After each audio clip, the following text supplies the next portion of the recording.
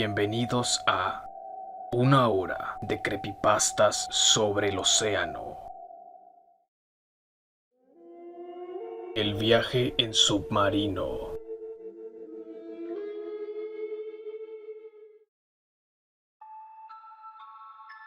Fui navegante para los Estados Unidos, asignado a misiones poco convencionales, lugares que algunos llamaban especiales.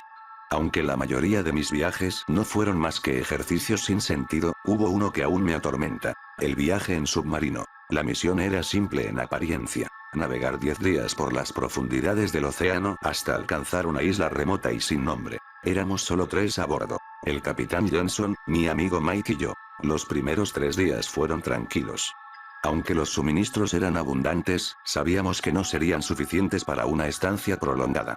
Aún así, eso no fue lo que encendió las alarmas.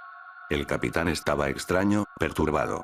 Y Mike no dejaba de temblar, como si ya supiera algo que yo no. El cuarto día fue cuando todo comenzó a torcerse. Johnson colapsó frente a los controles. No por agotamiento, como pensamos al principio, sino por un miedo indescriptible. Su cuerpo cayó al suelo rígido, pero lo que más nos perturbó fue que sus ojos seguían abiertos, desorbitados, inmóviles. No parpadeaba. No respondía. Solo miraba fijamente hacia la pequeña ventana de observación. Los días 5 y 6 pasaron como un delirio. La comida desaparecía a un ritmo inexplicable, y el silencio del océano comenzaba a pesar en nuestras mentes. Había algo en esa oscuridad líquida, algo que sentíamos rondar, incluso dentro del submarino. Para el 7.º día, el capitán seguía sin moverse. Sus signos vitales se desvanecieron por completo, pero su rostro permanecía congelado en una expresión de absoluto terror. Sus ojos aún seguían clavados en la ventana. El 8.º día, Mike murió. Un infarto, supongo. Lo encontré sentado en una silla, sudando, con las manos apretando los reposabrazos y el rostro bañado en lágrimas. No sé si estaba esperando que algo lo salvara, o que lo matara más rápido. El 9.º día fue insoportable. La comida se pudrió de un día para otro. El metal del submarino comenzó a oxidarse, y a emitir crujidos como si algo lo apretara desde afuera. Y el aire olía a muerte. Día 10. Ya no quedaba comida. Y, en medio del hambre y la locura, tomé una decisión. Usé los cuerpos. No me enorgullece. No me culpo.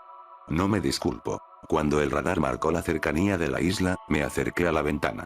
Estaba empañada, sucia. Tal vez por la sal del mar, o tal vez por otra cosa. La limpié. Entonces entendí todo. Afuera, flotando en el abismo, había un cadáver. No era uno de nosotros. No era humano. Su piel era azulada, inflamada, cubierta de algas y barro. Estaba pegado al vidrio con sus manos putrefactas. Me miraba, no con odio, sino con hambre. Gigantismo abisal.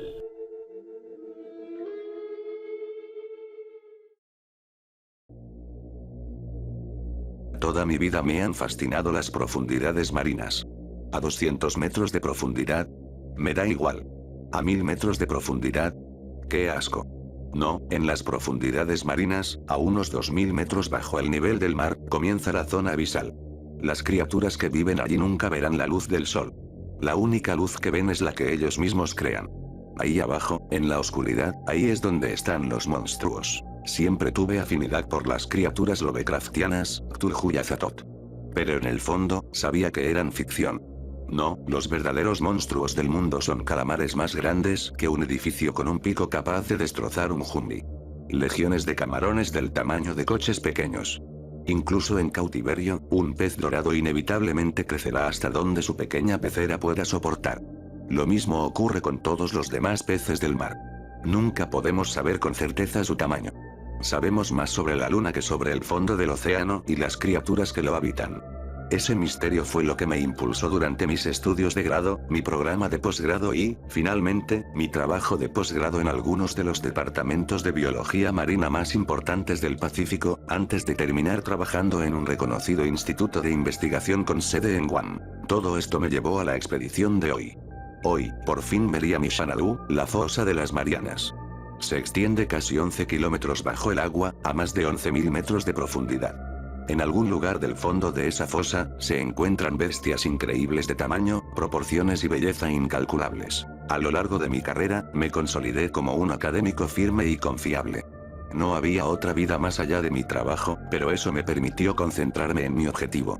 Hace meses, me quedé con las llaves del almacén y del Emma, el antiguo barco de expedición del departamento. Hice una copia y devolví las llaves al día siguiente. Si alguien se dio cuenta, no dijo nada. Durante los meses siguientes, empezaron a faltar suministros en el laboratorio. Un traje de neopreno por aquí, un respirador por allá. Nadie se atrevería a sospechar del dedicado y asediado investigador. Quizás algún pobre asistente de investigación se había metido en un buen lío. No era mi problema. Me quedé hasta tarde esa noche, les dije a mis colegas que solo necesitaba esperar los resultados. Prometo que descansaré bien. Pensaron que mi nerviosismo se debía a mi adicción a la cafeína. En realidad, no podía esperar a que se fueran. Cuando salió el último hombre, esperé 30 minutos, luego tomé mi alijo de productos ilícitos y me dirigí al Emma. No se pasan 10 años trabajando en biología marina sin saber cómo manejar un barco. Me acomodé en el frío asiento metálico del pesado asiento del piloto y maniobré el Emma con suavidad para sacarlo del muelle y del campus. Sabía que no habría alarmas ni motivos para vigilarme. Aún así, apagué todas las luces del pequeño buque de investigación hasta que perdí de vista la costa. Tenía un viaje de cientos de kilómetros por delante y sabía que no podía arriesgarme. No podía perder tanto trabajo. El barco solo tenía unos 7,5 metros de eslora. No estaba construido para viajes largos como este a través de océanos impredecibles, pero sabía que tenía gasolina de sobra para un último viaje. Para cuando llegué a la señal acústica del sistema de navegación de mi barco, el sol empezaba a asomar por el horizonte hacia el este. Sabía que mi departamento se daría cuenta de la desaparición de Emma, pero no podía obligarme a preocuparme. Pronto también se darían cuenta de que no había avanzado mucho en medio año. Siempre hacía lo justo, parecía lo suficientemente ocupado como para que nadie me mirara dos veces, ¿y quién podría cuestionarme? Ahora que lo pienso, no sé si podría recordar ni una sola de sus caras. Nada de eso importa ahora. Lo único que importa es dónde estoy. Miro hacia abajo, al océano azul oscuro. Acecha, ansiando ser visto, ser sentido. La fosa de las Marianas me ha estado llamando toda mi vida, y ahora por fin puedo responder a su llamada. Apenas puedo subirme la cremallera del traje de neopreno. Me tiemblan las manos. Y para mi truco final, libero la silla del piloto. Con un trozo de cadena que tenía guardada, la ato a mi pierna. He equipado mi máscara con un transmisor que transmite mis palabras directamente a este documento. Una vez que la transmisión termine, esto acabará en manos de alguien en quien confío. Supongo que eres tú. Y así, mis preparativos están completos. El trabajo de mi vida. Todo está sucediendo ahora. Con una última mirada a mi dulce Emma y al cielo tras ella, cierro los ojos. Abrazo la silla y me deslizo hacia atrás, hacia las profundidades. Hace frío, pero no me importa. Creo que puedo sentir cómo cambia la presión, dándome la bienvenida a casa. El abrazo de mi gran anciano. Abajo, abajo, abajo. Ojalá pudiera ver más. Creo que es mi máscara agrietándose. Lo siento venir. Pronto, me encontraré cara a cara con el océano. Cuando la oscuridad se apresure a encontrarme, nos convertiremos en uno. Y creceré más de lo que jamás imaginarás. Me convertiré en otro hermoso, hermoso monstruo. Círculos oscuros en el océano.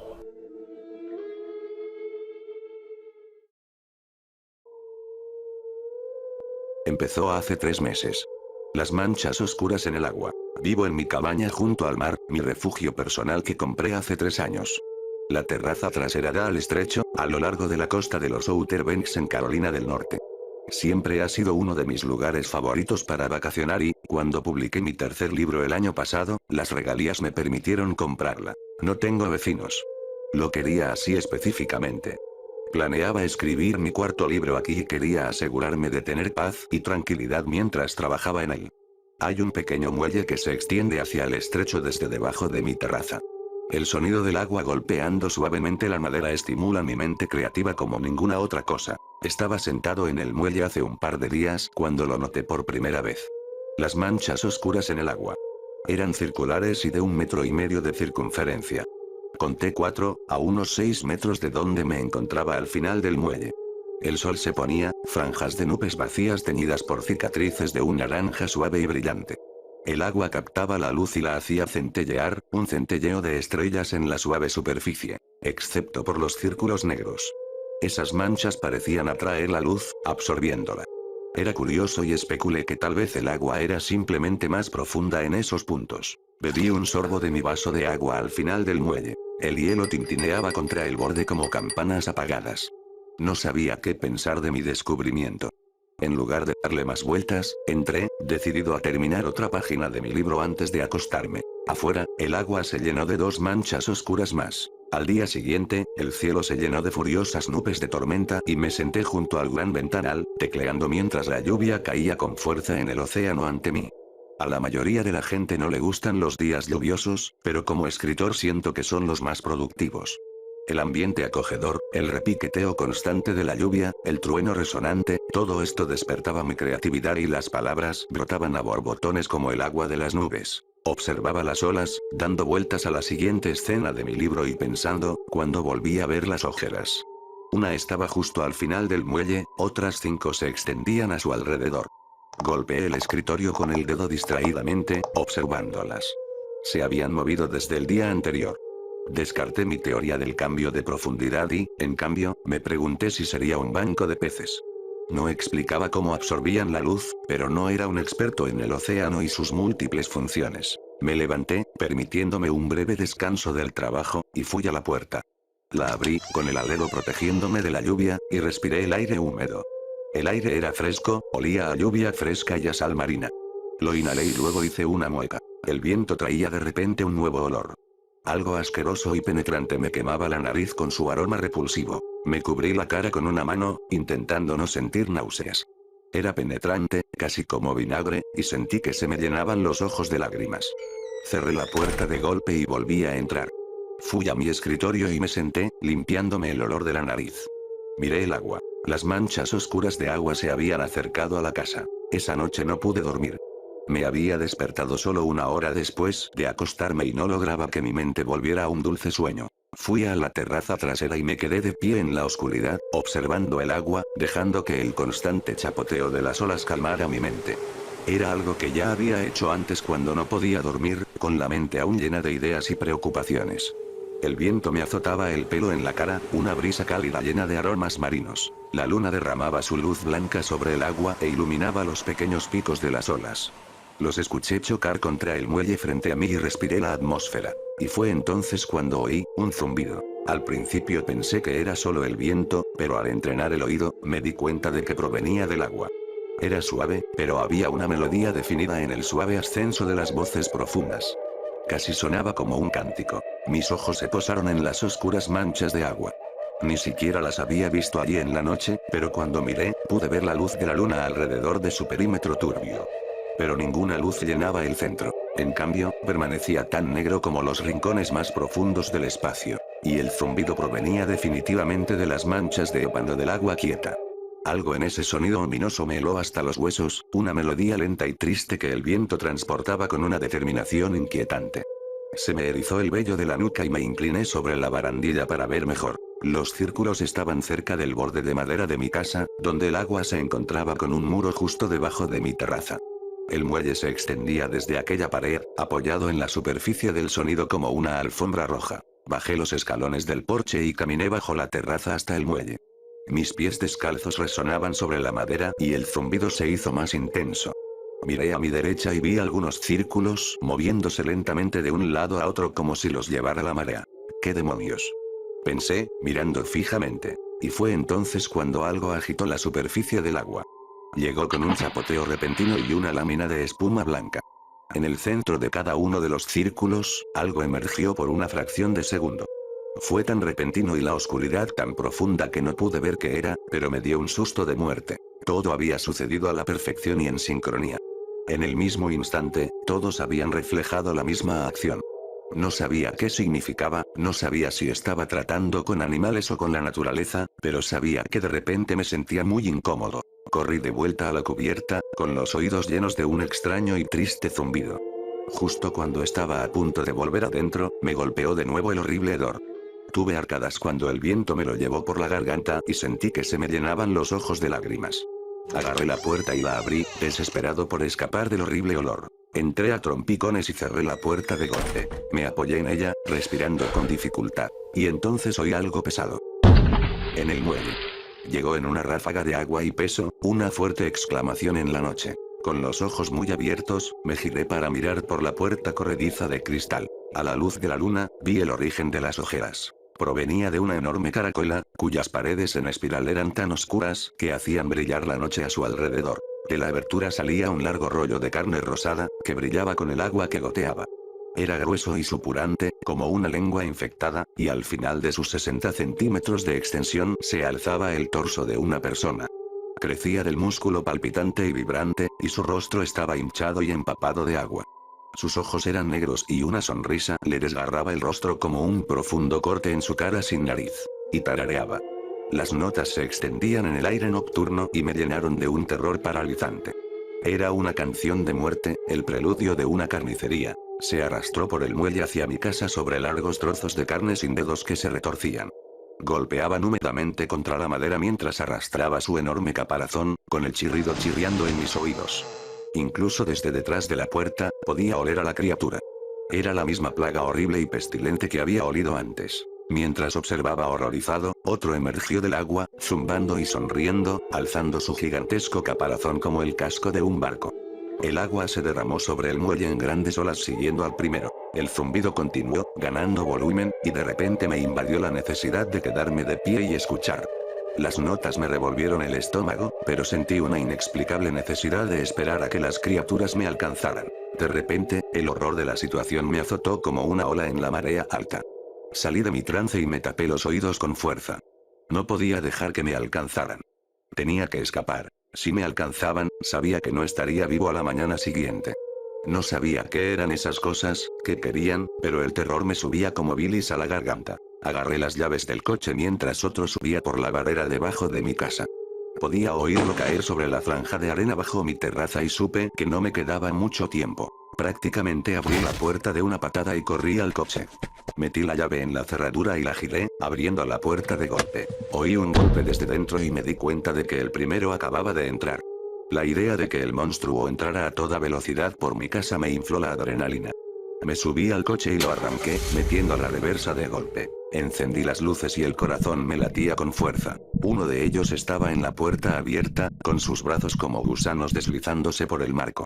Me sonreía, con un zumbido profundo que resonaba hacia mí. Por una fracción de segundo, casi volví a entrar en la entrada, pero la adrenalina fresca fue suficiente para obligarme a entrar en razón. Aceleré el motor y corrí hacia el pueblo. Hasta el día de hoy, no tenía ni idea de qué eran esas cosas.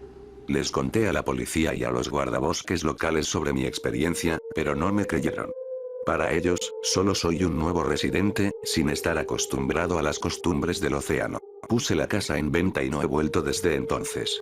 No me atrevo. Intenté hablar con los pescadores locales sobre las ojeras, pero me interrumpieron en cuanto las mencioné. Me dijeron que no debería hablar de esas cosas, silenciándome con un rápido gesto de la mano. Su mirada me asusta, pero también me dice que no estoy loco. No sé qué he visto, qué eran esas criaturas ni qué querían. Solo pensarlo me aterra. Sin embargo, una cosa sí sé. No volveré a acercarme al océano. Algo me dice que oiría un zumbido. Algo me dice que esas criaturas volverían para atrapar al que se escapó. El fondo del océano está inexplorado por alguna razón.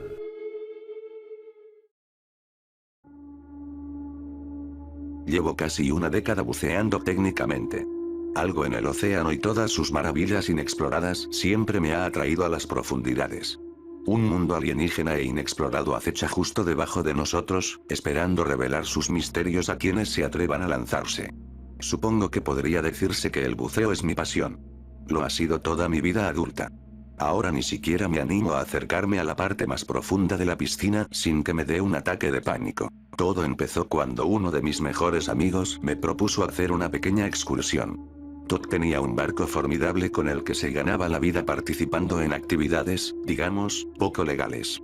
En fin, un personaje de renombre al que Todd ayuda a transportar carga al país le había hablado de una cueva a varios kilómetros de la costa de su propia nación.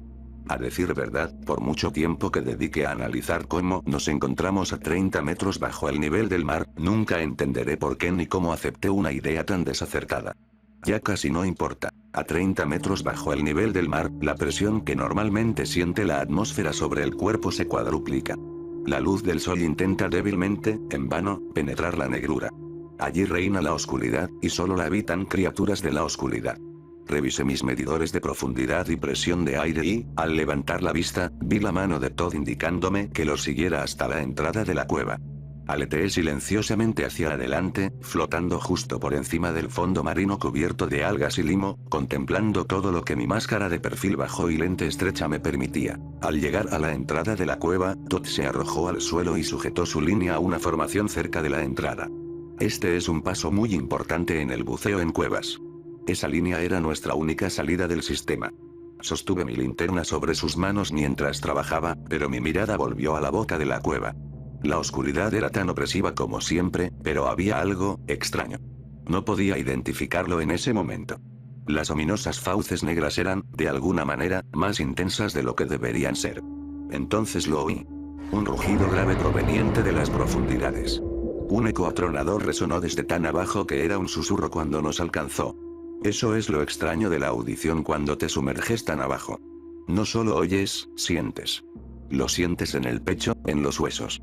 El ruido resonó en mi interior y sentí un vuelco en el estómago. Sin embargo, no habíamos llegado tan lejos en vano, y seguimos adelante obedientemente. Todd sujetó la cuerda y entró primero, y yo lo seguí, mi mano recorría la cuerda mientras se desplegaba. Con elegantes brazadas, nos adentramos solo unos 9 o 12 metros en el sistema antes de que mi linterna captara un destello plateado en el fondo de oscuridad y formaciones rocosas de tonos neutros. Todd me indicó que él también lo veía y nos detuvimos. Al acercarme, el estrecho haz de luz se proyectó sobre el objeto.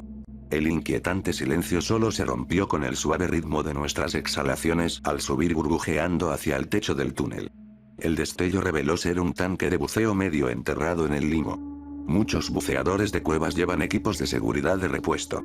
Lo último que quieres cuando estás a 30 metros de profundidad, rodeado por un techo de roca, es quedarte sin aire. ¿Pero quién dejaría esto atrás? Lo sujetamos a nuestra línea, con la intención de llevárnoslo de vuelta. Adentrándonos más en el sistema, encontramos la primera bifurcación. Todd me hizo una señal. Me preguntaba qué camino debíamos tomar. Mi linterna se movía de un lado a otro entre los dos túneles. Estaba sofocado por la nada abismal a no más de 3 metros de distancia. La presión constante me apretaba como una pitón enroscada alrededor de su presa. Era opresivo. Sentí una ligera corriente rozar el agua fría y oscura sobre mi piel. Venía del túnel izquierdo. Hice un gesto hacia la izquierda y continuamos nuestra exploración. Estábamos a 33 metros de profundidad. Incluso para un buceador experimentado, la presión se volvió abrumadora. Tras varios pasos de patada, algo atrapó el haz de luz de mi linterna. Era antinatural. Sobresalía como un pulgar dolorido entre las estalagmitas rocosas, dentro de mi estrecho campo de visión. Me acerqué con gracia, con cuidado de no remover el limo del fondo de la cueva. Una vez removido, el limo tarda bastante en asentarse. Más tiempo del que nos permitían las bombonas. Si antes pensaba que mi visión era limitada, una tormenta de limo significaría ceguera total. Al llegar a mi punto de fijación, me concentré en lo que había llamado mi atención. Al sacarlo de su lugar hundido en la arena, descubrí que era una pizarra de buceo. Los buceadores no pueden comunicarse verbalmente bajo el agua, así que lo que no se puede expresar con gestos comunes, lo escriben en una pizarra y se lo pasan entre sí. Iluminando su superficie con mi estrecho haz de luz, distinguí las palabras escritas a toda prisa. Tamaño: refrigerador. Piel negra y lisa. Como la de un delfín, pero con algunos rasgos humanoides. Pulgares oponibles. Con frío, le pasé la pizarra a Todd, quien la leyó y, tras mirarme con preocupación, la guardó en su bolsa de equipo. Seguimos adelante. Al acercarnos al final del túnel, las paredes comenzaron a estrecharse hasta presionarme los hombros. En un momento dado, se volvió tan estrecho que tuve que quitarme el tanque y pasarlo por la abertura antes de intentar deslizarme. Por un breve instante, me quedé atascado. El pánico familiar me invadió. Respiré hondo varias veces para calmarme. Luego exhalé todo el aire de mis pulmones y finalmente logré esbeltarme lo suficiente como para apenas empujarme. Al otro lado de este obstáculo, el sistema se abrió. Nos encontramos en una pequeña cornisa que descendía hacia una gran cámara. Iluminando el perímetro con mi linterna, observé los límites horizontales. Dirigiendo mi estrecho haz de luz hacia lo que debería haber sido el suelo de la cámara, mi luz se apagó en la abrumadora oscuridad. Hasta el día de hoy, no tengo ni idea de cuán increíblemente profunda podía llegar a ser. Me senté en el fondo de la cornisa para mirar por encima del borde. En cuanto mis rodillas tocaron la arena, me di cuenta de que mi rodilla derecha estaba apoyada en algo duro. Metiendo la mano en la arena, lo agarré y lo saqué de su lugar. Era una cámara de video. Claramente, una de alta gama. Quienquiera que hubiera llegado tan lejos antes, debía de querer documentar su expedición. Manoseando los botones, la encendí y coloqué mi linterna en la pantalla de reproducción para poder ver el último video grabado. El video comenzó y reconocí el obstáculo que acabábamos de superar. El encuadre llegó al final de la cornisa en la que nos encontrábamos y luego comenzó a recorrer la habitación. Es escalofriante ver un video bajo el agua. Sin sonido, tenía todo el efecto de una película de terror muda. La sensación de déjà vu que experimenté al ver el entorno en el que me encontraba me inquietó. El encuadre bajó entonces al fondo de la caverna y volvió a subir desde el abismo para posarse en la figura de un buzo junto al camarógrafo. Claramente, era el compañero de buceo de quienquiera que estuviera grabando. El buzo en el encuadre miró hacia la cámara, cuando de repente una extraña figura oscura cruzó el encuadre y desapareció de la vista. Al principio, el buzo apareció tal como había sido un momento antes. Luego se agarró la garganta. Se llevó ambas manos al cuello como si se estuviera ahogando. Entonces, jirones de sangre roja oscura se extendieron de su agarre, como dedos malignos extendiendo su alcance sobre el agua oscura. La figura volvió a cruzar el encuadre desde una nueva dirección y desapareció de la vista. La máscara y el regulador del buzo habían desaparecido, al igual que una gran parte de su rostro, desgarrada al azar. El encuadre de la cámara se sacudió en evidente shock mientras la sangre se arremolinaba violentamente, tiñendo el agua a la vista. El cuerpo, aún convulso, flotaba flácidamente hacia adelante hasta que la figura volvió a pasar como un cohete y desapareció, arrastrado hacia la oscuridad. El cuerpo se asomó por la cornisa hasta que recibió un golpe violento y la pantalla se volvió negra. De la nada silenciosa, un rugido estalló. Sobresaltado, dejé caer la cámara. A mi izquierda, Todd, presa del pánico, me indicó que volviéramos por donde habíamos venido. Pateando con todas mis fuerzas, volví al estrecho pasadizo y comencé la ardua tarea de abrirme paso. Apenas superando el obstáculo una vez más, me giré para ayudar a Todd. Me pasó su tanque y lo agarré. Entró la cabeza y luego los hombros con una prisa desesperada. Su cuerpo llenó todo el pasadizo y solo pude ver su cabeza asomando entre las rocas. Pero antes de que pudiera avanzar más, su cabeza se sacudió de una manera espantosa. Burbujas explotaron de su regulador mientras gritaba de dolor. La sangre se filtraba por la abertura y comenzó a teñir de rojo el agua a nuestro alrededor. Intenté tirar de él, pero al tirar, sentí algo que lo alaba hacia el otro lado. El regulador de Todd inundó la cámara con burbujas de aire purgadas mientras sus gritos de dolor las impulsaban violentamente hacia el techo del túnel. El regulador se le cayó de la boca y su cabeza se desplomó sin vida. Horrorizado, me di cuenta de que, fuera lo que fuese esa maldita cosa, estaba al otro lado. El cadáver sin vida de mi amigo era lo único que le impedía seguirme. El rugido acuático resonó con fuerza mientras más sangre se derramaba en mi lado del obstáculo. Comprendí que esta era mi oportunidad. Con vergüenza, admito que dejé a mi amigo allí para tener tiempo de escapar. Mi corazón latía con fuerza mientras nadaba con todas mis fuerzas hacia la entrada del sistema de cuevas. Ingenuamente, subí de emergencia a la superficie, sin detenerme a descomprimir. Valió la pena el riesgo de la enfermedad de Crohn solo para salir de esa maldita agua. Ha pasado un mes desde entonces. Por fin me recuperé de la enfermedad de Crohn después de pasar lo que me pareció una eternidad en una cámara hiperbárica. Ya no soporto la idea de nadar, y mucho menos bucear. Ni siquiera puedo explicar por qué. Todas las pruebas que tenía de esa maldita cosa están enterradas en esa cueva con el cuerpo de mi amigo. No pude guardarme esto para mí. Apenas me aferro a mi cordura. Tenía que contárselo a alguien. De alguna manera. Así que lo publicaré aquí. Espero que esto sirva de advertencia para todos aquellos que buscan los misterios de las profundidades. Soy buceador de aguas profundas. En caso de que te lo hayas perdido, los científicos publicaron recientemente imágenes de audio de un colapso de caverna a lo largo del fondo del océano. Están mintiendo. He cambiado todos los nombres para evitarme problemas legales. Durante 6 días, compartí una pequeña cápsula metálica con otros 3 buzos, a 180 metros bajo el nivel del mar.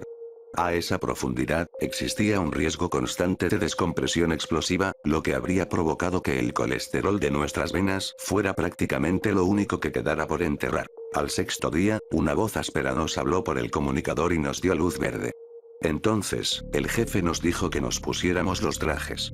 Estos venían equipados con sistemas de circulación de agua caliente para prevenir la hipotermia. Normalmente, los equipos de 4 personas se dividen en grupos de 2, alternando turnos. Nosotros no. El jefe tenía 42 años y era un buen padre de familia. Recuerdo lo entrecortada que se le ponía la voz al hablar con su hija antes de la inmersión. Cuando se enteró de que mi esposa estaba embarazada, me dio un consejo muy bueno. Consejos como, ahorra y sal del buceo cuanto antes. A Soldado y Gamble no los conocía tan bien. Soldado leía casi todo en su litera y entrenaba, mientras que Gamble solo se quejaba de que ninguno de nosotros jugaba a las cartas. Dijo que en cuanto le ingresaron el dinero en su cuenta, reservó una suite en el Bellagio. Considerando el dinero que ganábamos, dudaba que ni siquiera él pudiera despilfarrar las ganancias en una mesa de blackjack. ¿Alguna vez has tenido un trabajo que pague también por un solo día? Me preguntó Gamble una tarde, sentados en la cámara principal, un compartimento ovalado de 6 metros de largo por 4,8 de diámetro. Negué con la cabeza. ¿Y tú, soldado? No. Respondió, mientras hacía flexiones con palmadas en el espacio entre nuestras literas. Es raro, ¿sabes? Toda esa charla sobre plantar cargas y la biodiversidad local. Desde luego, no parece que estemos destruyendo una caverna.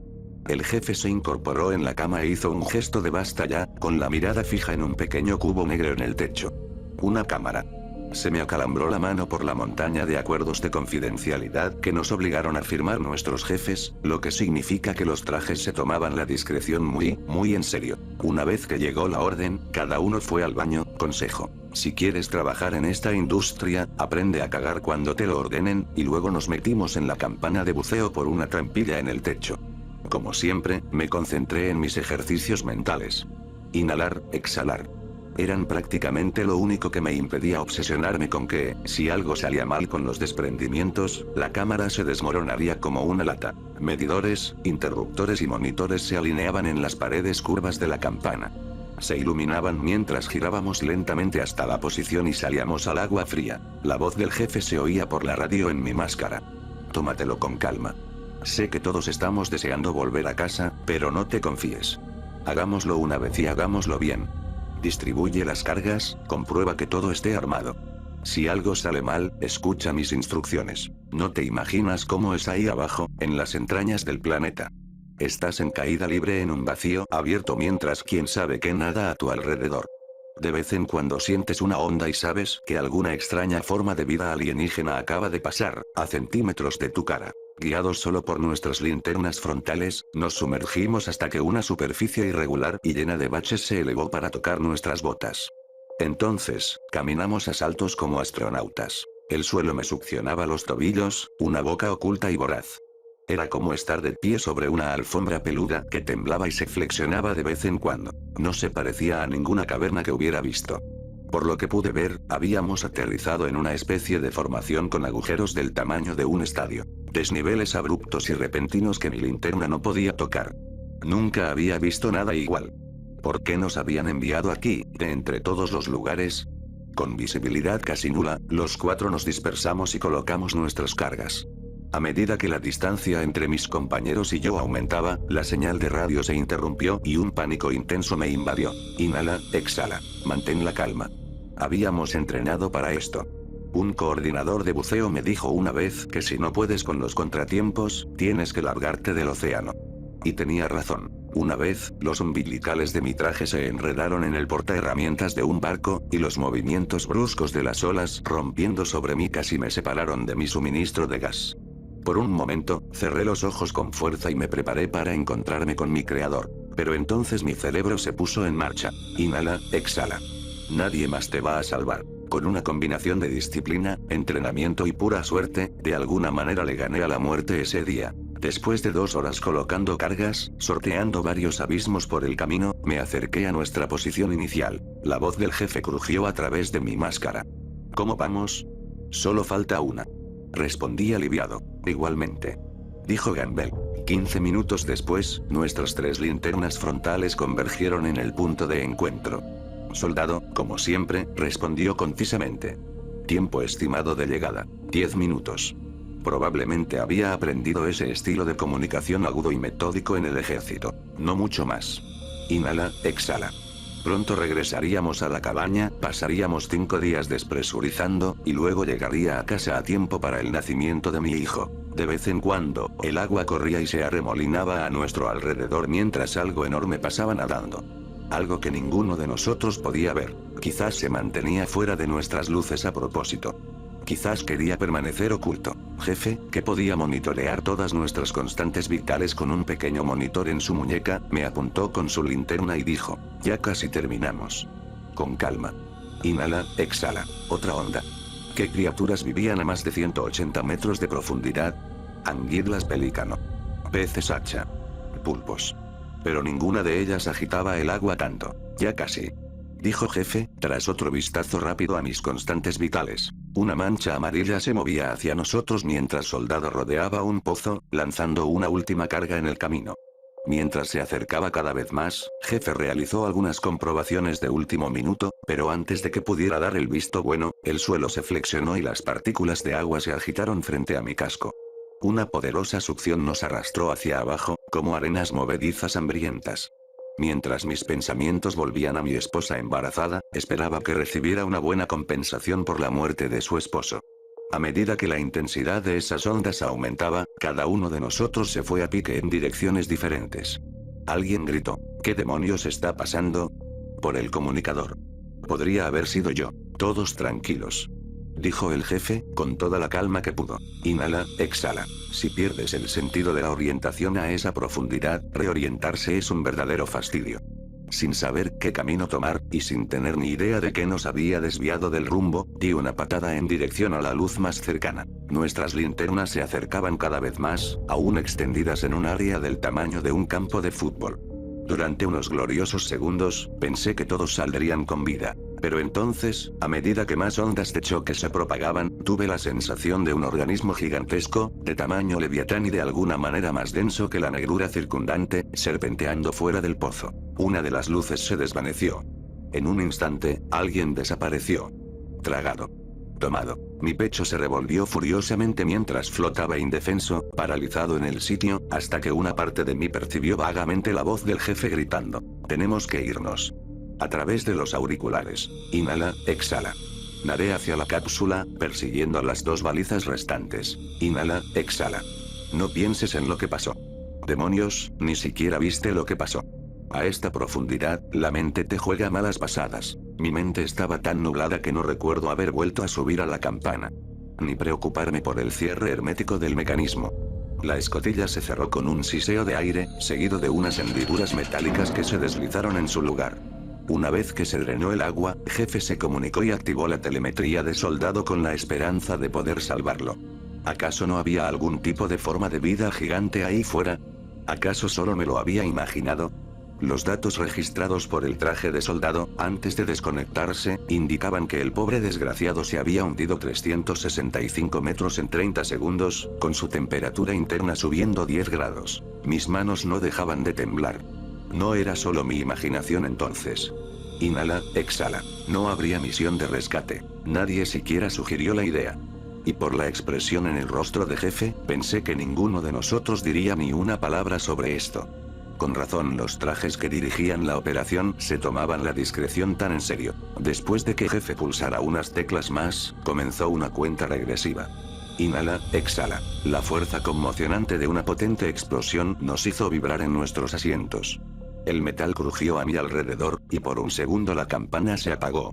Esperé a que las lisas paredes se compactaran en una esfera no más grande que una cánica. Inhala, exhala. Inhala, exhala. Inhala. Las luces se encendieron de nuevo, una a una. Un suspiro colectivo de alivio se apagó, entonces el jefe pulsó el comunicador y anunció que estábamos listos para despresurizar. Despresurizar estresa el cuerpo. Durante 5 días, soportamos dolores en las articulaciones, dolores de cabeza y dificultad para respirar, hablando solo cuando era absolutamente necesario, sin saber si lo que se llevó a Soldado volvería por nosotros. ¿Qué era? ¿Las cargas estaban destinadas a matarlo? ¿Vivía dentro del abismo, o en realidad habíamos estado caminando sobre criaturas de pesadilla? Salimos pálidos, desorientados y agotados, como prisioneros liberados del aislamiento. Después de tanto tiempo bajo luz artificial, el sol me quemó las retinas. En el barco, nos dejaron ducharnos, el chef nos preparó la comida a nuestra elección y solo nos dejaron llamar a nuestras familias después de recordarnos lo del NAS. El barco atracó frente a la costa sur de Groenlandia, donde un taxi nos llevó a una pista de aterrizaje privada. Jefe, Gambail y yo no nos abrazamos, ni nos dimos la mano, ni siquiera nos despedimos. Simplemente nos saludamos con la cabeza. Soy demasiado cobarde para contarle a la familia de Soldado lo que pasó, así que lo comparto con todos ustedes. No he vuelto a bucear desde ese día, en parte por la culpa, en parte porque se me hace un nudo enorme en la garganta solo de pensar en volver al océano. Y siempre que eso ocurre, me obligo a salir de esa pesadilla vigilia concentrándome en los ejercicios. Inhala, exhala. Hay algo en el océano de lo que los pescadores no hablan.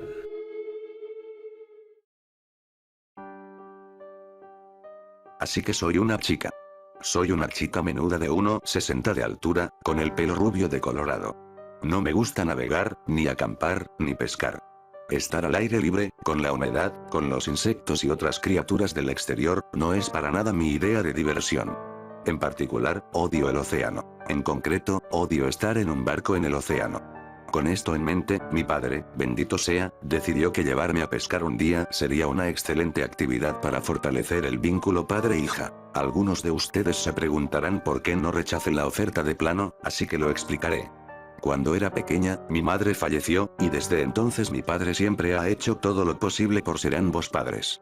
Asistía a todos mis horribles recitales del coro y me animaba desde las butacas del teatro como si estuviera en un partido de fútbol mientras yo me consumía de vergüenza. Me compró una caja de compresas y al menos 5 tipos diferentes de comida reconfortante cuando tuve mi primera regla y siempre intentaba, al menos, trenzarme el pelo los días de fotos escolares. En resumen, mi padre es un gran tipo y lo adoro. Así que cuando vino a mí con un brillo especial y me propuso ir de pesca todo el día, ¿cómo iba a negarme? No le comenté que probablemente lo odiaría y me dije a mí misma que al menos intentaría divertirme. Podía fingir una alegría bastante convincente, como mínimo. Alquilamos un barco en el muelle local, me puso un horrible sombrero de tela flexible con señuelos de pesca pegados en la cabeza y allá fuimos. Me aferré a mi chaleco salvavidas y recé para que mis uñas acrílicas no se rompieran mientras navegábamos por el rompiente hacia mar abierto. La verdad es que la vista desde allí era preciosa. La luz del sol se reflejaba en las olas del mar y la tierra a lo lejos. Las aves marinas pasaban junto a nosotros con graznidos casuales, batiendo las alas perezosamente mientras se deslizaban a la deriva. De vez en cuando, incluso teníamos la suerte de ver un pez saltando del agua, aunque yo tenía la esperanza de ver delfines. El olor a limpio océano llenaba el aire. Y al poco rato, una capa de sal húmeda me cubrió el pelo.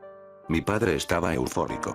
Al principio, no paraba de hablar de la sensación de unión con la naturaleza que sentía en el mar y de cómo había salido de pesca con su padre, igual que en aquella ocasión.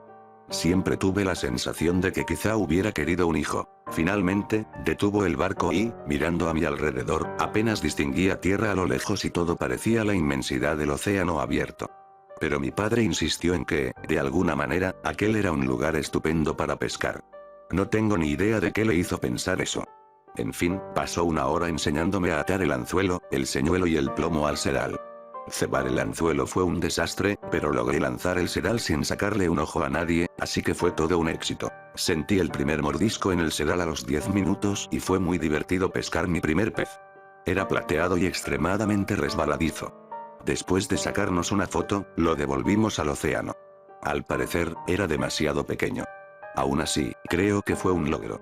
Durante las siguientes horas, tuvimos bastante éxito. Muchos de los peces que capturamos eran demasiado pequeños y tuvimos que devolverlos al agua, pero aún teníamos un montón de peces de buen tamaño para mostrar. Cerca de las 4 p.m., los peces dejaron de picar repentinamente. De hecho, parecieron desaparecer por completo.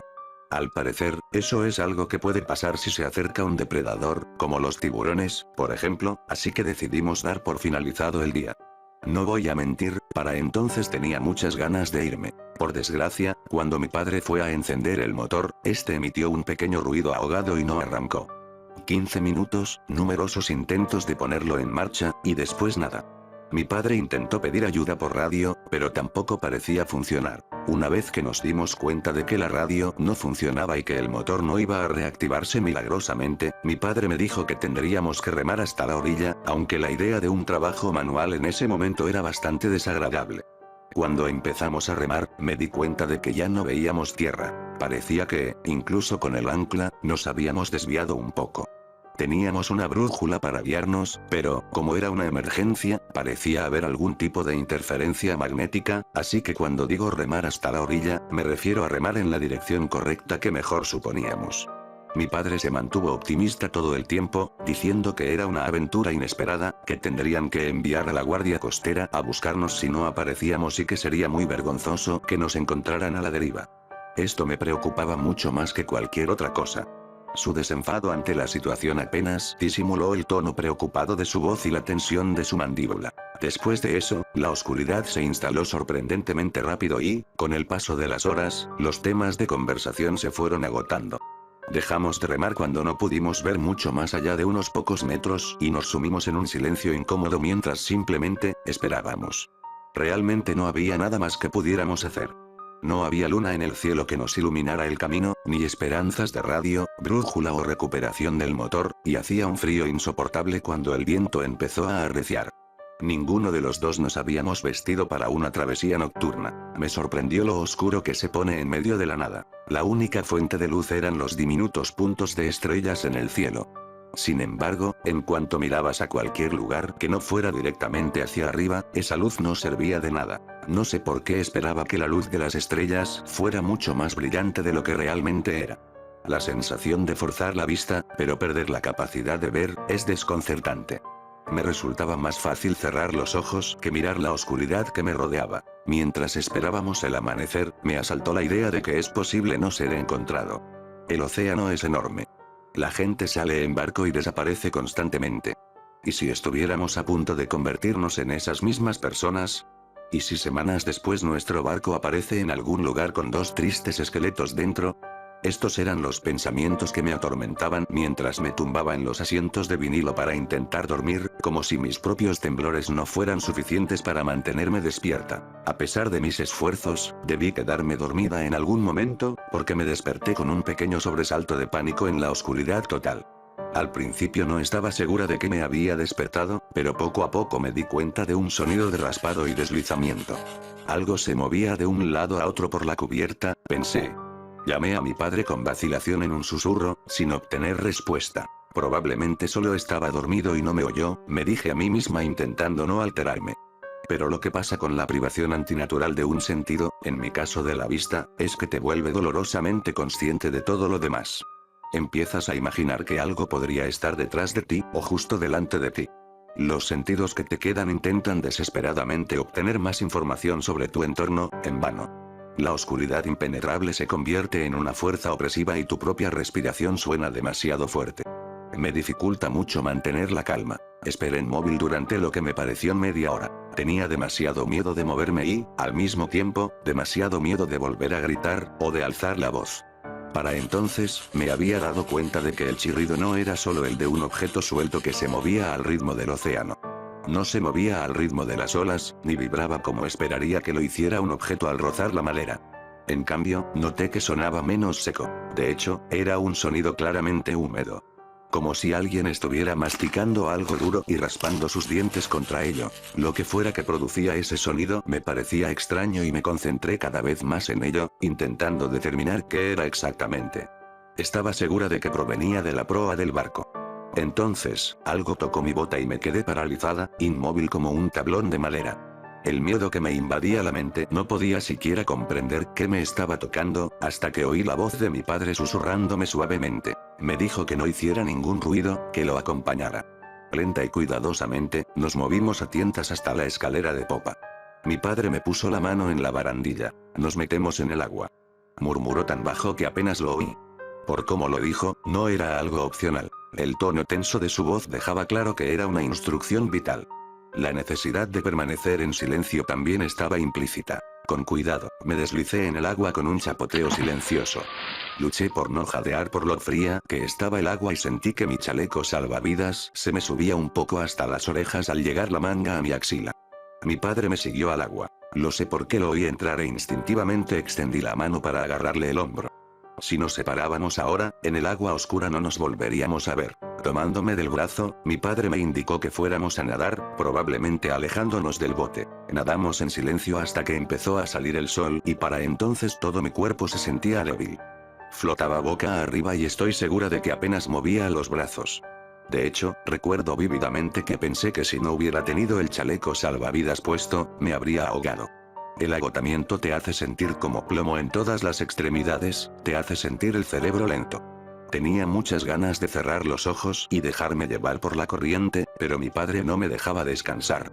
Ahora que el sol había salido y el barco no estaba a la vista, sus alegres palabras de ánimo para seguir nadando se cansaron rápidamente. Al final no pude continuar, así que nos pusimos en posición de descanso y flotamos. Me dijo que nuestro plan era rezar para que nadáramos hacia tierra, o que alguien pasara volando por encima para que pudiéramos iluminar su dirección con el pequeño espejo de nuestros chalecos. A decir verdad, intentaba no hiperventilar pensando en lo que podría haber debajo. ¿Tiburones? ¿Calamares gigantes? ¿Algo más? Probablemente fue pura suerte que, mientras descansábamos, un barco se acercara a la zona y, milagrosamente, oyera nuestros silbatos de rescate. Nos subieron a bordo y nos pusieron a salvo. Resultó que unos pescadores encontraron nuestro barco abandonado, ensangrentado y dañado a primera hora de la mañana, así que movilizaron a una pequeña flota de barcos para que nos buscaran. Estábamos bastante deshidratados e hipotérmicos cuando nos encontraron. Me sorprende lo rápido que se deteriora el cuerpo humano. Después de todo, solo estuvimos allí un día más. Sin embargo, cuando nos preguntaron por qué habíamos abandonado el barco, miré a mi padre y se quedó en silencio. Tardó mucho en explicar lo sucedido. Habíamos tenido problemas técnicos con nuestro barco y no pudimos pedir ayuda. Durante la noche, algo abordó la embarcación. Mi padre se despertó al sentir una presión en el pie y lo sacaron del asiento donde había estado durmiendo. Se le cayó la bota y, fuera lo que fuera, se fijó en ella, así que se arrastró. Oyó al bicho rebuscar hasta que volcó lo que supuso que era la nevera portátil donde guardábamos el pescado que pescábamos. Entonces dijo que sonaba como si no pudiera abrir la nevera portátil, así que la mordía, la arañaba o algo así. Fue entonces cuando me oyó llamarlo, pero pensó que la criatura estaba cerca, así que no me respondió. Se acercó lentamente y, al llegar, nos metimos en el agua y nadamos hacia él. Casi esperaba que el pescador que nos rescató reaccionara como si la historia fuera una locura. Ni siquiera estaba seguro de creerla. Sin embargo, miró a mi padre directamente a los ojos y dijo: "Ha sido una mala temporada este año". No sé qué quiso decir, pero la mirada que intercambiaron él y mi padre era de comprensión. Como si hubiera algo que no me estuvieran contando, pero ambos entendían. Más tarde, cuando le pregunté a mi padre qué creía realmente que era, dudó aún más antes de decir finalmente que no lo sabía. Murió el año pasado y nunca dio más detalles. Lo menciono ahora porque sigo viviendo en el mismo pueblo y últimamente han estado llegando barcos vacíos a la costa. Sin embargo, el que llegó ayer estaba muy dañado. La madera astillada, los plásticos rayados o rotos, y se recuperó lo que parecía ser un brazo humano parcialmente mordido. Trabajo en un barco pesquero en medio del océano. Aquí están las reglas para sobrevivir. Soy el primer oficial Briggs. Llevo trabajando en el pesquero SS Minnow unos 5 años y conozco este lugar de cabo a rabo. Pero no siempre fue así. Cuando empecé aquí, al capitán no le gustaban mucho los nuevos marineros. Era un viejo canoso, aparentaba unos 60 años, pero tenía la complexión de un oso grizzly adulto. Al parecer, la antigua tripulación se había marchado, así que Zack y Kylie, junto con otros dos, nos apuntamos para ocupar su lugar. Éramos nuevos y nunca habíamos estado en el mar, y al capitán no le hizo mucha gracia. Cuando subimos a bordo el primer día, nos señaló una lista de normas en la pared. Tenía la misma lista pegada por todo el barco y no nos dejó cruzar el umbral hasta que leyéramos todas las reglas. Necesitaba el dinero, así que pensé que un jefe excéntrico no sería demasiado. Les explicaré las reglas y mi experiencia personal con ellas para que estén mejor informados si alguna vez se encuentran a bordo. Regla número 1. Lo que el capitán dice, se hace. Esta parece bastante inofensiva, pero en realidad no lo es. Mi primera experiencia con esta regla fue en nuestro primer día en mar abierto. Estaba al timón con el capitán y Zack cuando oímos que llamaban a la puerta derecha. Fui a abrir, pero el capitán me detuvo. Solo dijo esperen, y parecía estar escuchando algo. Estábamos confundidos, pensando que probablemente era Kylie, así que esperamos un segundo mientras los golpes continuaban. Finalmente, Zack fue hacia la puerta, pero el capitán le dio un golpe en la mano al alcanzar el pomo. Esperen. Volvió a decir con más severidad esta vez. Los golpes se volvieron más desesperados durante un minuto más o menos, cuando desde la puerta izquierda del timón, detrás de nosotros, salió Kylie sin darse cuenta. En cuanto entró, cesaron los golpes en la puerta derecha. Zack y yo nos quedamos confundidos, buscando respuestas en el capitán. Él solo dijo, regla número 1, chicos. Si les digo que esperen, más les vale esperar o la próxima vez perderán la mano. Regla número 2. Si oyen el canto de una red, suéltenla inmediatamente. Esta va a ser un poco más difícil de explicar, y si no me creen, no los culpo. Experimenté esto por primera vez a las pocas semanas de empezar. Me enviaron a cubierta a revisar las redes para asegurarme de que aguantaban bien, cuando de una de ellas lo oí. Sinceramente, no podía creerlo, pero oí un canto, de verdad, que salía de una de las redes. Miré hacia abajo por encima de la cubierta y vi algo enorme moviéndose. La silueta parecía casi una persona, pero no podía ver mucho. Pero recordé la regla, así que empecé a cortar la red. Mientras usaba mi cuchillo para cortar el sedal, lo vi. Una mano se abalanzó y agarró el sedal. Tenía forma humana, pero estaba cubierto de escamas rojas y garras tan largas como un cuchillo de pelar. Corté más rápido y la red volvió a caer al océano. Al caer, la canción se convirtió en un grito horrible que se hacía más lejano a medida que el barco avanzaba, hasta que finalmente desapareció. Regla número 3. Si ves un faro, informa al capitán de inmediato. No entendí nada de esto. En los mapas que teníamos no había faros en la zona que patrullamos. No fui yo quien lo experimentó. Poco después de mi encuentro con la regla número 2, Kylie llegó corriendo a cubierta, donde el capitán, Zack y yo estábamos recogiendo unas redes. Dijo que había visto un faro a unos 2 kilómetros al oeste de nosotros y, cuando miramos hacia allí, tenía razón. Me pareció normal. Pensé que los mapas simplemente no se habían actualizado en un tiempo.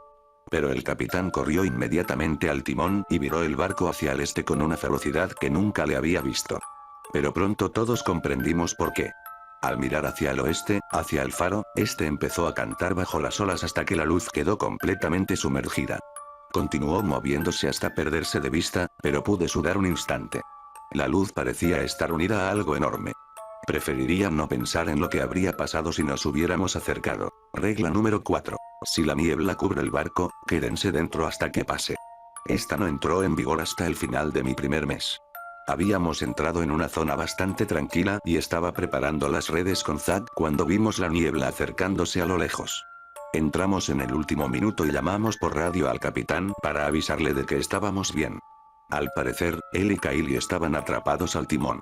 Nos dijo, vean o escuchen lo que vean, quédense dentro del maldito barco, no oigo ni un susurro sobre salir, así que, Dios mío, los estrangularé yo mismo. Con palabras tan sabias, ¿cómo íbamos a discutir? Zack y yo nos quedamos atrapados en los camarotes durante las siguientes 2 horas. La niebla era tan espesa que no podíamos ver por las ventanas, pero algo que se me subía a la nuca me hacía sentir como si alguien pudiera vernos. Zack fue a mirar afuera, pero en cuanto llegó a la ventana, dio un salto hacia atrás y su respiración se aceleró. Podía oír su corazón latir con fuerza a pocos metros de distancia. No mires ahí, dijo entre jadeos. No pude evitar la curiosidad y miré por la ventana. Alrededor del barco vi cientos, quizás miles de rostros en la niebla. El barco estaba hermético, pero podía ver que gritaban, con los ojos hundidos y marchitos, sus expresiones estaban llenas de tristeza pero también de odio puro. Yo también retrocedí tambaleándome al verlo y Zack me dio una palmada rápida en la nuca. Te dije que no miraras, imbécil. Admití que tenía razón y decidimos mantenernos alejados de las ventanas hasta que la niebla se despejara. Regla número 5. Si ves otro barco, comprueba si está ocupado. Me encontré con esta durante la primera semana. Cuando aún no me había acostumbrado del todo a las reglas. Pude ver otro barco a lo lejos que iba a pasar justo a nuestro lado y no le di mucha importancia. Por suerte, Kylie estaba allí. Había recordado las reglas mucho más rápido que yo. Vio el barco y usó binoculares para inspeccionarlo. Corrió hacia nosotros para decirnos que no había nadie. Lo comprobé y ella tenía razón. Estaba completamente vacío y seguía navegando como si tuviera la tripulación completa. Fuimos a ver al capitán y se lo dijimos. Salió tranquilamente, sacó una campanilla del bolsillo, la hizo sonar 3 veces y volvió a entrar.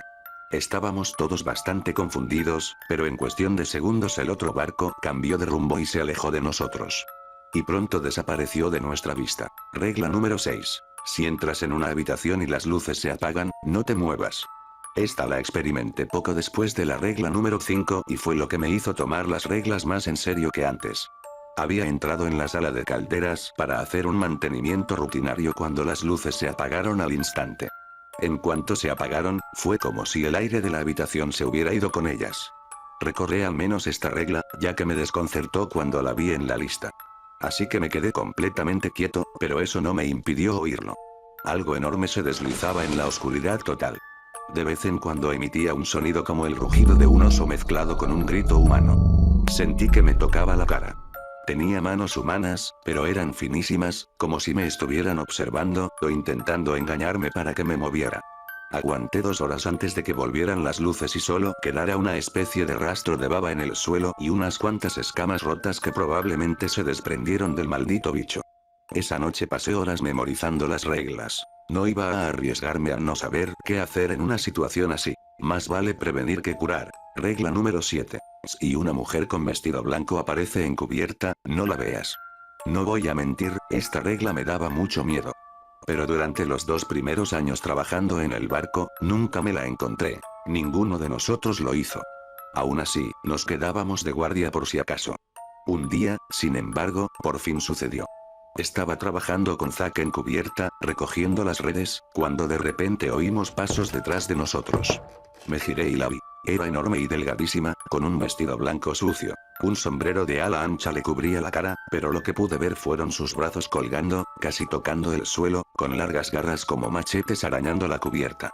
Por suerte, antes de que me viera, me escondí tras unas cajas. Pero Zack no se movió a tiempo. Se giró y, sin hacer ruido, uno de sus brazos se alzó y sus garras se le clavaron por completo en el pecho. Ella lo levantó y empezó a reír antes de rodearle la cabeza con la otra mano, ahogando sus gritos. De un solo giro, le arrancó la cabeza y arrojó su cadáver por la borda. Me quedé detrás de esas cajas unos 20 minutos hasta que supe que era seguro. En cuanto salí, solo quedó de Zack una mancha roja que se extendía por la cubierta. Caminé hacia el timón, donde Kylie y el capitán estaban cartografiando nuestra navegación. Ni siquiera sabía qué decir. Me miraron y supieron de inmediato lo que había pasado. Regla número 7. Dije con apenas el aire suficiente para ahogar las palabras.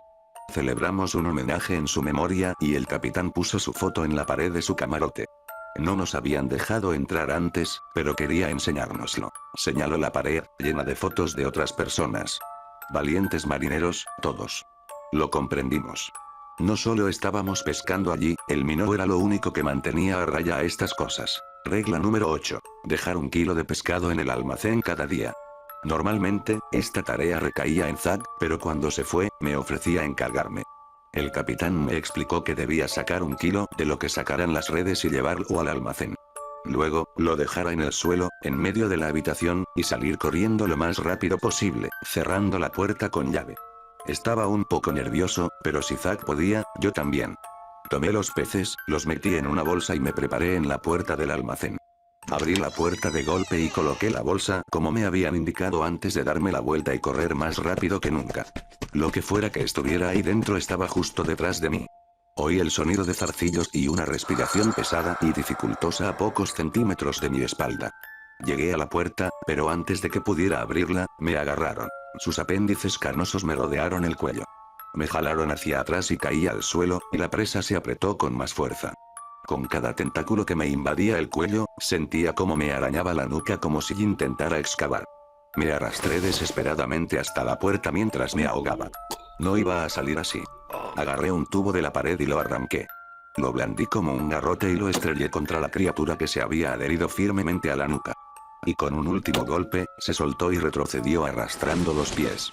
Corrí a la puerta y la cerré de golpe tras de mí, mientras algo la golpeaba con un golpe sordo al otro lado. Lo oí volver hacia el pez y empezar a comer. Eso fue un día. Regla número 9. Si ves hielo en el agua, no lo toques. Habían pasado 2 años desde la muerte de Zack y nos las arreglamos para cumplir con las reglas bastante bien. Pero aún así, nunca nos topamos con la regla número 9. Tormentas, niebla, olas, cualquier otra fuerza de la naturaleza nos cayó encima, pero nunca hielo.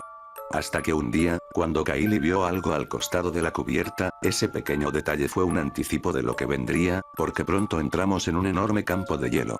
El capitán nos hizo abrigarnos bien porque la temperatura fuera del barco alcanzó temperaturas bajo cero.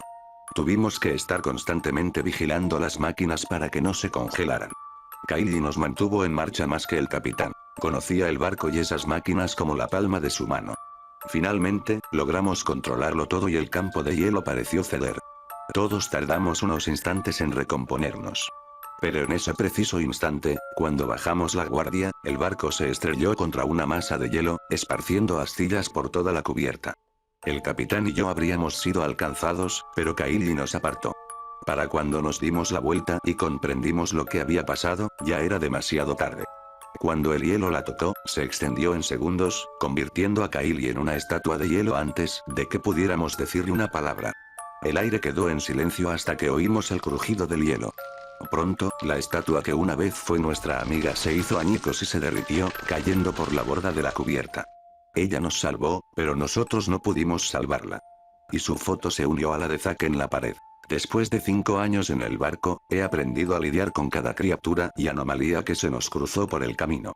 Alimentar a esa cosa en la bodega ya ni me hace sudar. Cuando se apagan las luces, la miro como a un viejo amigo y espero a que se calme. Guardo mi propia campana para los barcos fantasma. Miro por la ventana cada vez que hay niebla y devuelvo la mirada a esas caras. Corto las redes antes de que esas cosas puedan volver a salir. La mujer de blanco ni siquiera me ha visto, el hielo nunca me ha rozado la piel y puedo distinguir un faro falso a una milla de distancia. Puede que estas cosas me hayan arrebatado a mis amigos, pero el capitán y yo nunca nos rendiremos, y sus sacrificios nunca serán en vano.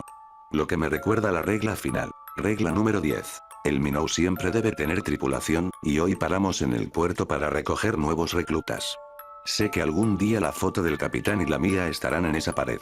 Pero hasta que ese día llegue, me aseguraré cada día de que esos nuevos marineros conozcan las reglas de principio a fin, y que un día sus fotos puedan adornar la pared, pero este maldito mar solo puede llevarnos cuando nos gana. Las sirenas casi siempre son femeninas. Casi.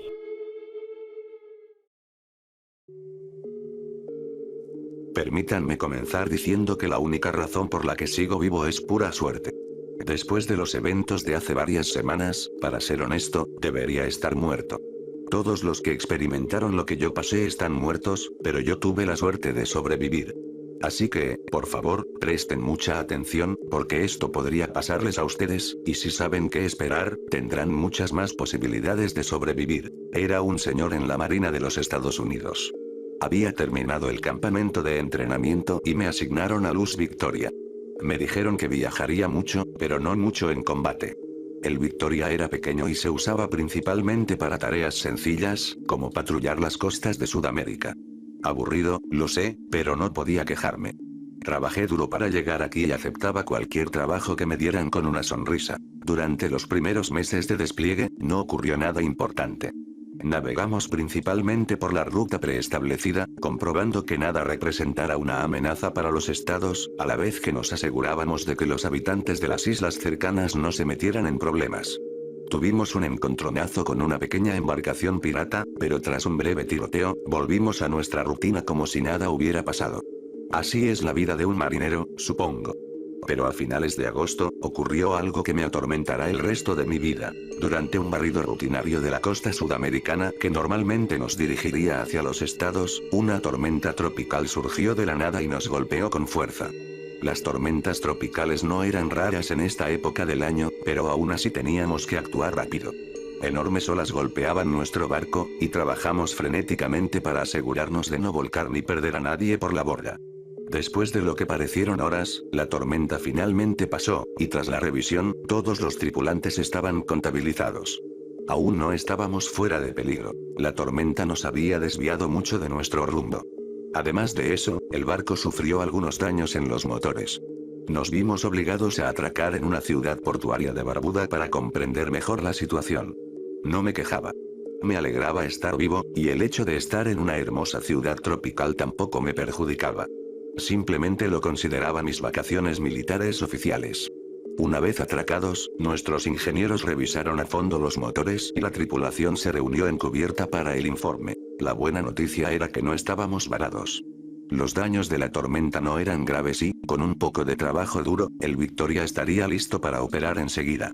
La mala noticia era que, en este caso, enseguida significaba unos 3 días. Podría haber sido más rápido, pero no teníamos las piezas necesarias para reemplazar las dañadas del motor y tuvimos que arreglárnoslas con lo que teníamos. Así que estaríamos varados aquí 3 días. Algunos lo vimos como una molestia. Ellos eran los que se tomaban su trabajo más en serio que los demás. A otros les molestaba tener que pasar 3 días en una isla tropical trabajando y no disfrutando. Esos eran ingenieros en su mayoría. Pero para el resto de nosotros, esto era perfecto. Una oportunidad para relajarnos y disfrutar de 3 días de sol y olas, quizás coquetear con chicas locales guapas y, en general, relajarnos después de varios meses en el mar. El capitán fue sorprendentemente indulgente con quienes no podíamos hacer nada. Los ingenieros tuvieron que quedarse en el barco, al igual que los oficiales de mayor rango. Pero los demás tuvimos suerte. Nuestro capitán nos dijo que, mientras mantuviéramos contacto por radio y no nos alejáramos demasiado del barco ni del puerto, podríamos estar tranquilos hasta que terminaran las reparaciones. Durante los 2 primeros días, disfrutamos de nuestras vacaciones improvisadas. Fuimos a bares, coqueteamos con la gente local, tomamos el sol en las playas y nos divertimos muchísimo. Nos sentimos un poco decepcionados al llegar el tercer día, porque sabíamos que significaba que nuestras pequeñas vacaciones se acabarían. No teníamos ni idea de la pesadilla que pronto nos esperaba. Al tercer día, nos informaron que las reparaciones del motor no terminarían hasta última hora de la tarde, así que teníamos el resto del día para disfrutar de la isla. Después de hablar de nuestras opciones, 4 de mis compañeros de barco y yo decidimos que, para el último día, queríamos relajarnos en la playa. Estábamos Simon, Anthony, Tobias, Jeffrey y yo, todos con ganas de tomar un poco más de sol. Por desgracia, la única playa a la que podíamos ir estaba llena de gente, y queríamos un lugar privado. Fue entonces cuando Tobias habló. Sé de un sitio al que podríamos ir. Nos dijo a los demás. Sonrió, una mueca que sugería que conocía un secreto jugoso, y todos queríamos saberlo. Al no decir nada después, Simon insistió. Bueno, no nos dejes a todos en suspenso. Preguntó con la voz llena de emoción, ¿de qué lugar hablas? Tobias simplemente siguió sonriendo, luego se dio la vuelta y se dirigió a la arboleda al otro lado de la playa. Nos hizo un gesto para que lo siguiéramos, y lo hicimos. Dondequiera que estuviera ese lugar, Tobias quería mantenerlo en secreto. Mientras caminábamos por el bosque, Tobias empezó a hablar. Ayer, mientras todos estaban a sus anchas, decidí explorar. Dijo por encima del hombro. Y lo que encontré fue increíble. ¿Y qué encontraste exactamente? Preguntó Anthony. Paciencia, amigo mío, paciencia. Dijo Tobias, añadiendo un tono misterioso a su respuesta. Era el más joven de nosotros y solía sacarnos de quicio, pero noté que quería que esta sorpresa fuera genial y se aseguró de no revelar demasiado. Después de 20 minutos de caminar por el bosque, nos topamos con una gran pared de roca con una cueva que se adentraba en la oscuridad. Tobias sacó una linterna de su mochila y todos, menos yo, hicimos lo mismo. ¿Seguro que esto es seguro? Pregunté. Tobias jadeó y se llevó la mano al pecho fingiendo sorpresa. Connor. Dijo con sarcasmo. Tienes razón. Es demasiado peligroso. Alguien podría tropezar y rasparse la rodilla. ¿Qué haríamos entonces? El resto del grupo se unió a las bromas, riéndose de mi precaución. Vale, lo entiendo. Dije molesto. Connor, está bien. Dijo Tobias. He atravesado esta cueva hasta el otro lado y he vuelto, y no estoy tan mal. Los 5 juntos podemos hacerlo tan fácilmente como yo. Te lo prometo. Después de respirar hondo, me relajé, saqué mi linterna y seguí al resto del grupo dentro de la cueva. Estaba oscuro como la noche. Sin la linterna, no podía ver mejor que si hubiera cerrado los ojos. Pero por suerte, las linternas resistentes que llevábamos iluminaban la oscuridad a la perfección. Después de caminar 10 minutos más, vi una luz al final del túnel. A medida que nos acercábamos, era bastante fácil ver sin las linternas, así que las apagamos y las guardamos en nuestras mochilas. Ya casi llegamos. Dijo Tobias desde el frente del grupo. Prepárense para sorprenderse, caballeros. Cuando finalmente salimos de la cueva, me quedé atónito con lo que vi. Tobias había encontrado una cala secreta escondida en un lado de la isla. Había una playa que rodeaba una gran piscina de olas, formando una media luna. Había palmeras a la derecha de la piscina, una pared rocosa que se extendía a la izquierda y arena blanca e inmaculada que se extendía frente a nosotros. Pero lo mejor, no había ni un alma aparte de nosotros. La playa estaba completamente vacía. Teníamos un paraíso tropical para nosotros solos. Estábamos eufóricos y enseguida empezamos a disfrutar del lugar. Tobias nos hizo prometer que limpiaríamos todo antes de irnos, lo cual hicimos. Corrimos a la playa y nos instalamos. Habíamos traído una nevera portátil llena de cervezas y material para sándwiches, algunas toallas y un altavoz para poner música. Teníamos todo lo necesario para disfrutar de este lugar, y vaya si lo disfrutamos. Nadamos en el agua cristalina y fresca, nos columpiamos desde las palmeras hasta el océano, cantamos nuestras canciones favoritas a todo pulmón. No se nos daba muy bien, pero nos daba igual. Nadie más que nosotros sabía siquiera de la existencia de este lugar. Nos divertimos tanto que perdimos la noción del tiempo, y solo nos dimos cuenta gracias a Anthony. Oigan, chicos, se está haciendo un poco tarde, dijo Anthony. Quizás deberíamos volver. Gruñimos, molestos ante la idea de dejar nuestro pequeño pedazo de paraíso, pero sabíamos que tenía razón. Si no volvíamos antes de que oscureciera demasiado, nuestro capitán nos daría una paliza, y además, empezaban a formarse nubes, presagiando otra posible tormenta. Así que, a regañadientes, empezamos a limpiar. Me acerqué a la pared rocosa para asegurarme de que no habíamos dejado basura por accidente, y fue entonces cuando lo oí. Era suave y lejano, pero apenas pude distinguirlo. Hola, chicos, vengan. Les dije a los demás, indicándoles que se acercaran. Todos se unieron a mí junto a las rocas. ¿Oyen eso?, pregunté. Todos guardaron silencio, intentando captar lo que les decía. Sí, sí, dijo finalmente Simon, parece que canta. ¿Quién es? Decidimos investigar más a fondo. No me preocupó demasiado llegar tarde. Estoy seguro de que podríamos haber llegado después de encontrar el origen del canto. De todos modos, no planeábamos quedarnos mucho tiempo después de obtener la respuesta. Caminamos por la costa rocosa, doblamos una esquina y encontramos el origen del canto, y no era para nada lo que esperábamos. Sentadas en las rocas, a unos 9 metros de distancia, 5 de las mujeres más hermosas que había visto en mi vida cantaban una melodía suave y relajante.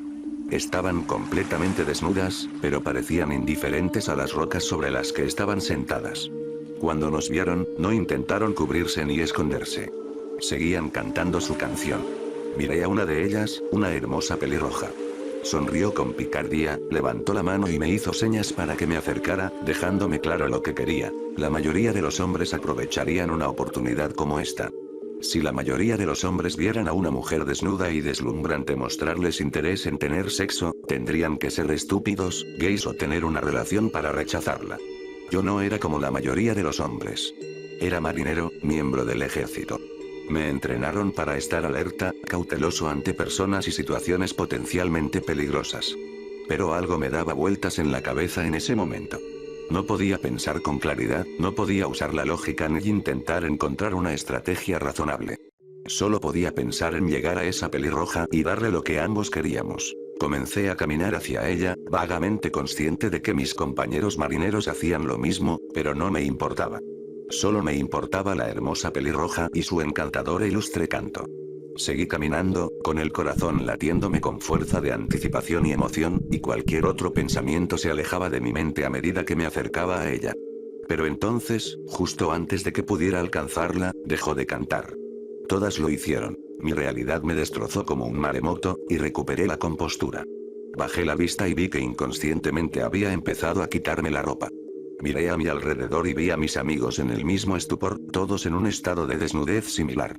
Volví a mirar a la pelirroja, preparándome para exigir respuestas sobre lo que me había hecho, pero me di cuenta de que ya no me miraba. En cambio, ella y las otras mujeres miraban al final de la pared rocosa, lejos de donde habíamos venido. Entonces me di cuenta de algo más. Aunque todas las mujeres habían dejado de cantar, la playa no estaba en silencio. Aparte del sonido de las olas rompiendo contra la piedra, pude distinguir vagamente otro sonido. Era otra voz cantando. Pero esta era diferente. Una profunda voz de barítono cantaba una canción similar a la que habían interpretado las mujeres, pero alterada. La canción de las mujeres era seductora y encantadora. La canción que oía ahora era aterradora. Inquietante, incluso, y se acercaba. Las mujeres gritaron de terror, desviando mi atención del canto que se acercaba. Observé con incredulidad cómo las mujeres frente a mí cambiaban. Les crecieron aletas en la espalda, los brazos y las piernas. Los dedos de las manos y los pies se les unieron, y su piel se cubrió de escamas. Inmediatamente después de transformarse, las criaturas que creía humanas saltaron al agua y nadaron con fuerza en dirección contraria a la música evocadora. Nunca en mi vida había visto a un humano nadar tan rápido como ellas. Era evidente que no eran humanas. «Hola, chicos», dijo Simon en voz baja. ¿Deberíamos preocuparnos por lo que les daba miedo a esas chicas? Simon tenía razón. La voz que cantaba ya no era débil. La oía con la claridad del día. Era fuerte y me estremeció profundamente. Sentía algo que no había sentido en mucho tiempo. Un terror gélido. No el tipo de miedo que sientes cuando tu vida corre peligro durante un tiroteo, sino el que se compensa con la adrenalina. Este era el miedo que sentías de niño, acostado en tu cama en medio de la noche, cuando podrías haber jurado que algo hacía ruido en tu armario y que, fuera lo que fuese, no era algo con lo que quisieras encontrarte. Me quedé allí, escuchando cómo se acercaba cada vez más, hasta que finalmente lo vi. Una mano surgió del océano, agarrándose al borde de la pared rocosa. Luego otra, y otra, y otra. Una masa enorme emergió del océano y, una vez allí, se quedó quieta en la orilla rocosa, mirándonos fijamente. Fuera lo que fuese, tampoco era humano, y esas mujeres tenían razón en alejarse nadando presas del pánico. La criatura medía unos 2,5 metros. Tenía una estructura humanoide, con la piel verde moteada cubierta de musgo y algas. Su pelo largo, despeinado y dañado por el agua le tapaba casi toda la cara. Tenía 4 brazos largos y musculosos, con dedos que terminaban en garras como dagas. Su torso era igual de enorme, y sus patas eran extremadamente musculosas, con aletas y lo que parecían 12 dedos palmeados. Era, sin duda, la criatura más aterradora que había visto en mi vida.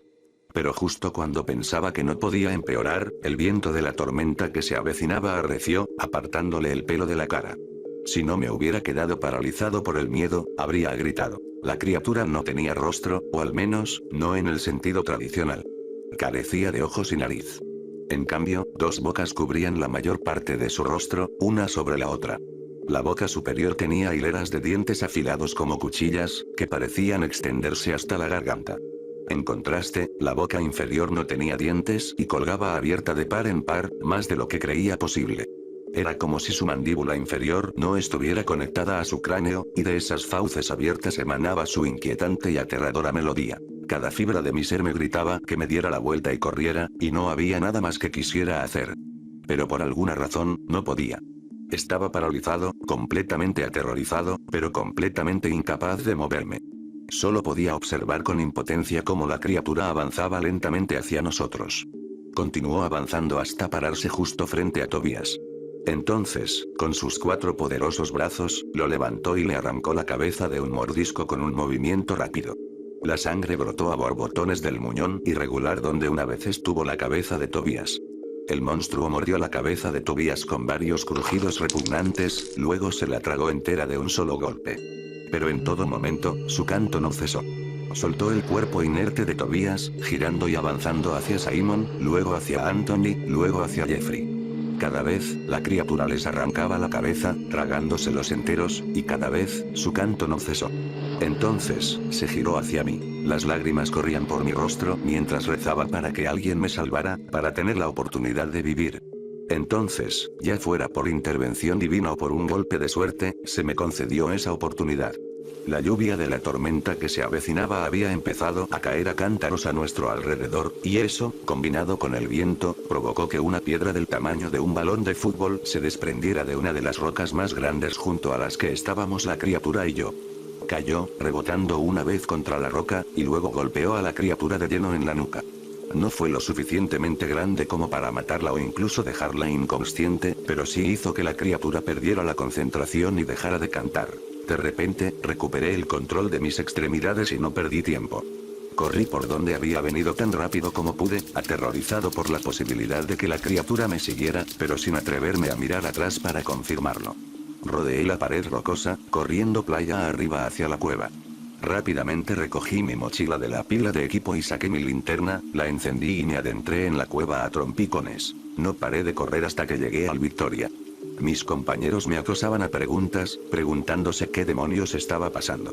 Estaba hiperventilando, sollozando a gritos y casi me meo encima. En cuanto logré calmarme lo suficiente para hablar con claridad, el capitán estaba frente a mí, exigiendo saber dónde estaban los demás. Les conté lo que vi. Había un monstruo en esta isla y los mató a todos. Por supuesto, al principio se mostraron escépticos.